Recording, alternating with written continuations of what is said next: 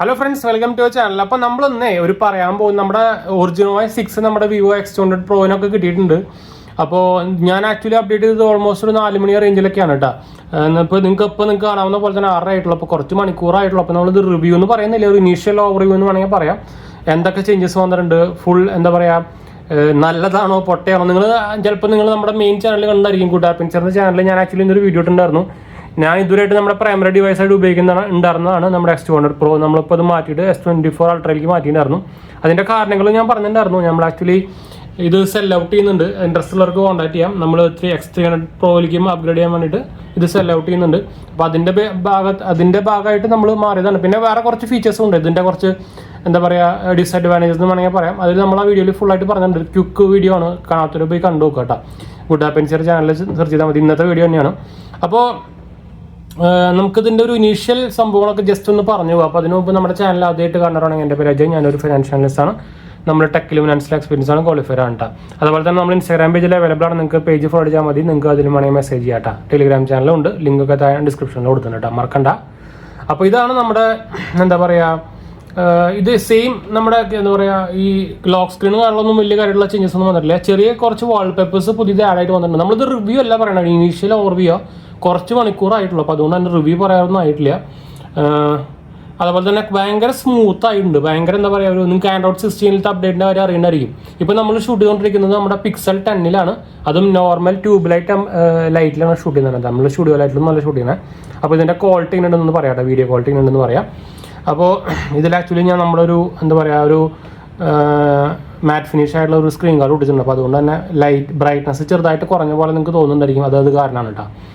Animations ഒക്കെ ഭയങ്കരമായിട്ട് improve ആയിട്ടുണ്ട്. അതുപോലെ തന്നെ ഐക്കൺസ് ചെറുതായിട്ട് ഒരു എന്താ പറയുക നമ്മുടെ ഈ iOS 26 പോലത്തെ ഒരു ഗ്ലാസ് ഇഫക്റ്റ് കാര്യങ്ങളൊക്കെ വന്നിട്ടുണ്ട്. നിങ്ങൾക്ക് ഞാൻ ഇതിൻ്റെ ഇത് കാണിച്ചു തരാം. കണ്ടു, ഇതും ഭയങ്കരമായിട്ട് മാറിയിട്ടുണ്ട്. ആനിമേഷൻസ് ഭയങ്കരമായിട്ട് ഇമ്പ്രൂവ്മെൻറ്റ് വന്നിട്ടുണ്ട്. അത് എടുത്ത് പറയേണ്ട കാര്യം തന്നെയാണ്.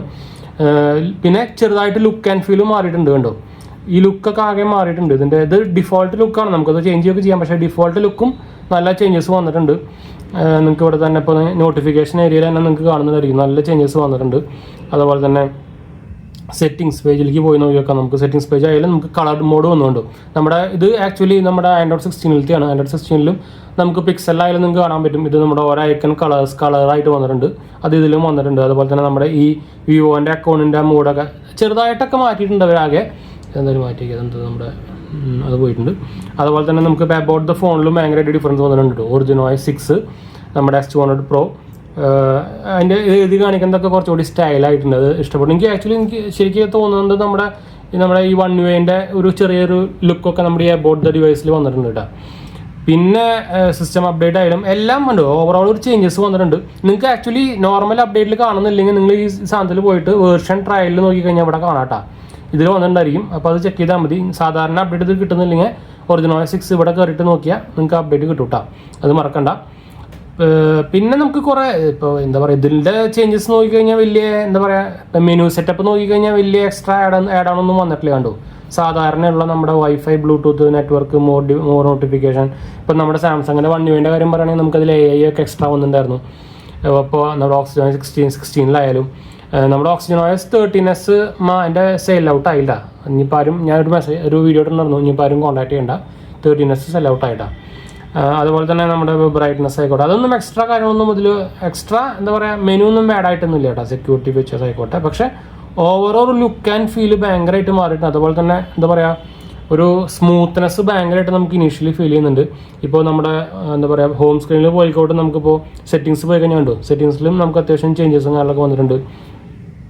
ഓവറോൾ മെയിനായിട്ട് വന്നേക്കുന്നത് ഭയങ്കര സ്മൂത്ത്നെസ് ഫീൽ വന്നിട്ടുണ്ട്. അല്ലെങ്കിൽ ആനിമേഷൻസിലൊക്കെ ഭയങ്കരമായിട്ട് ഇമ്പ്രൂവ്മെൻറ്റ്, നമ്മുടെ ഓക്സിജൻ OS പോലെ തന്നെ ഇമ്പ്രൂവ്മെൻറ്റ് ഭയങ്കരമായിട്ട് വന്നിട്ടുണ്ട്. അതാണ് മെയിനായിട്ട് എടുത്ത് പറയാനുള്ള കാര്യങ്ങൾ. അതുപോലെ തന്നെ ഇപ്പോൾ എന്താ പറയുക ഇപ്പോൾ ആപ്പ് സ്റ്റാർട്ടിങ് ആയിട്ട് പെട്ടെന്ന് ബൂട്ടായിട്ട് വരുന്ന നമ്മുടെ OnePlus 15 നോട്ടിഫിക്കേഷനൊക്കെ വന്നല്ലോ. November 13 ലോഞ്ച് ആവുന്നുണ്ട്. സെയിൽ 8 സ്റ്റാർട്ട് ചെയ്യും കേട്ടോ. അല്ല, സെയിൽ 13 സ്റ്റാർട്ട് ചെയ്യും. അതുകൊള്ളാലോ.